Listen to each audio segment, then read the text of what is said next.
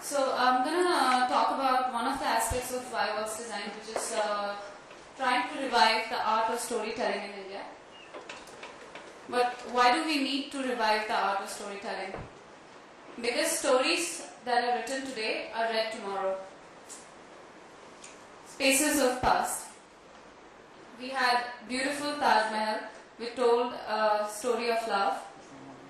We had spaces like Baulis and cultural spaces like Melas. We had beautiful palaces which told about how they lived. We have beautiful temples which had all the stories on the walls for us to read. Ajanta, Ellora, Dilwara temples, caves.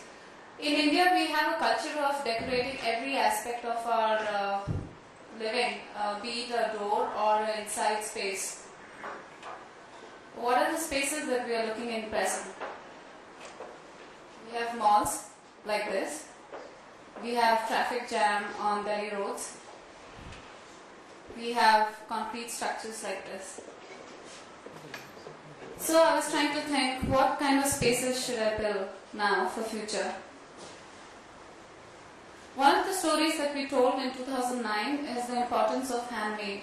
This is a project that we completed for the Park Hyderabad for the APJ group. This is the hotel in Hyderabad. And this is a ceiling that we crafted. It's a Kalamkari ceiling. Kalamkari is a very old ancient craft of Andhra Pradesh, and there are very, very few craftsmen now who are actually practicing the craft. This is the Ruby Lounge area.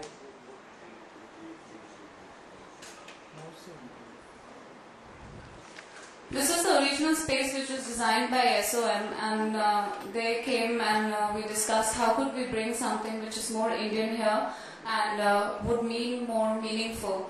Now, instead of using the craft and putting it into a frame and put it on the wall, we decided to weave it with the architecture so that people who come to space actually can experience the craft not just through walls but also ceilings.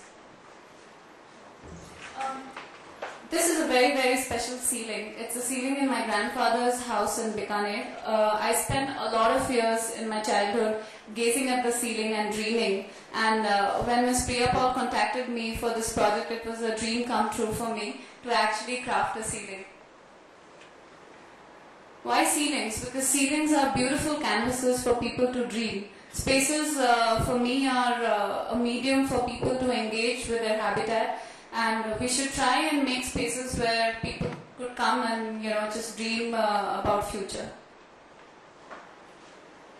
Kalamkari craft. The picture on the left shows how traditionally it's been done. It's a very long process of washing, drawing outlines, boiling. A small A4 size takes 15 days. All the colors are extracted from nature. It's a completely sustainable process. This was the floor plan. I started with a basic sketch of seeing how could I sculpt the shape of a ceiling. I started seeing the local architecture in Hyderabad and seeing if I could incorporate some Mughal elements in it. This is how we started designing the basic module of the ceiling, where it could look like a jali structure. One of the important aspects of this ceiling was to map the entire history of 2000 years of Kalamkari craft, from when it originated by storytelling's art in temples to when the British rule came in India. That's the Chintz rule. Brought a lot of influence of the British styling there. The project was developed at different places. The fabric were developed in Kalahasti. It was a very interesting process for me as a designer to understand how craft can be blended with architectural language. I was working with these young girls in Kalahasti, which is 40 kilometers away from Tirupati, in a place where there was no electricity, no water, very harsh sun, and trying to craft these fabrics. They were very new to the process that we were following. At the end of the project, we were able to train 70 girls in 1 year time. So now there are 70 girls who are taking the craft forward, and the artist himself is crafting new spaces using this technique of working with spaces.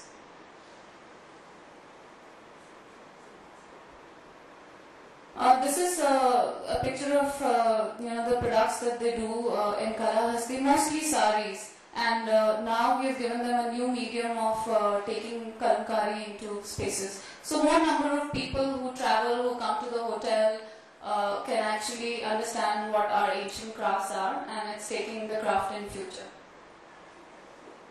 Now when we design a seating, the most difficult part is that you have to visualize everything on the computer like this, but everything goes up like that. So it was a lot of work on computers and trying to make that understand to the craft people who are sitting miles and miles away, who didn't have internet or any basic means of communication. We had different sections in the ceiling where we had landscape of the entire city done in form of motifs, and this is the landscape of the palace, which showed different stories within the landscape. To a court scene where the Rajas and Maharajas were enjoying people playing different kind of musical instruments. Within the lounge, we crafted small areas like this, where people could sit and talk and interact. So this is how ruby ceiling was crafted. My second story was actually looking at how we could bring culture in a very, very simple way in a reception space of a 5-star hotel. When I was briefed for this particular space, they told me that it's a very, very simple space. We don't want anything which is very visually very stark, but at the same time, please bring the essence of Hyderabad in the space. So this is a lighting piece that I had crafted. This is the original space of the reception. When I was researching, I looked at these beautiful chandeliers in Falaknuma Palace, and I was really inspired by how these palaces were, having such interesting elements which completely lit the space. So I was looking at if I could, translate that into a modern lighting. I was looking at Nizams of Hyderabad and how they lived, and chandeliers were an important part of their lifestyle. So was the jewelry. So my immediate way of going ahead was to see if I could derive a module from, it's not very clear in this slide, but it was just playing around with different modules of light. This was my initial concept sketch, which was just having a floating horizontal medallion in front of, in the middle of this entire lobby.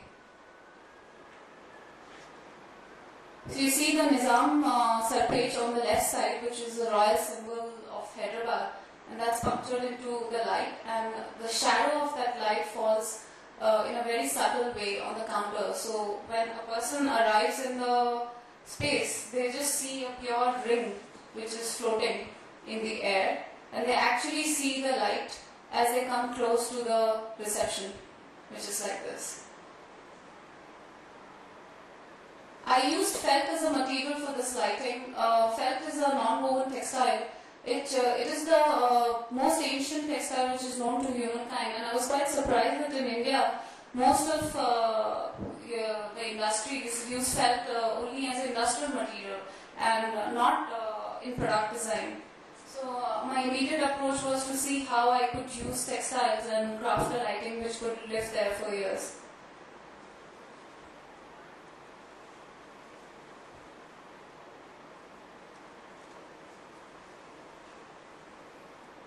So that was translating old Jhumar of Falaknuma Palace into a modern lighting for a hotel space.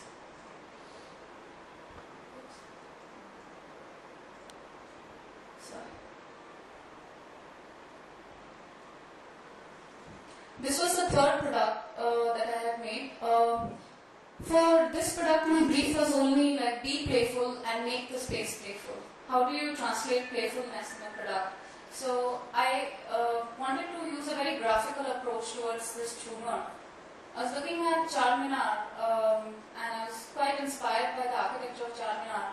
I thought instead of people going to Charminar, can we bring Charminar in the hotel space, and if we could just twist the boundaries slightly by making it playful. So my idea was to use a material that when people enter the space, there's nothing on the light, and then when they move around the light space, the graphics slowly appear. So you're giving product a mind of itself and twist the boundaries in a very, very subtle way. I'll show you how it works. So that's on the left side, that's the first module where you'll see the graphics, and as you move around, you'll see the graphics disappearing slowly and appearing again. That's a graphical interpretation of Charminar on these light modules.